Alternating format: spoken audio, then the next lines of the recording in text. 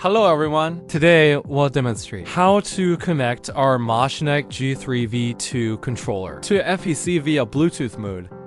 Press and hold the X plus home button simultaneously to enter pairing mode. Keep holding X plus home buttons until the indicator light changes from slow blinking to rapid blinking. This rapid flashing means the controller is now in pairing mode. Next, on your PC, click Add a Bluetooth device. Select Add Device and wait for the scan to complete. You'll see an XBOX wireless controller listed. Zoom in to confirm the Bluetooth name. Click Connect. Connection successful. The indicator light will stay solid, and the controller will vibrate once as confirmation. Okay, now let's test the controller on a web page. You'll see the controller is working properly.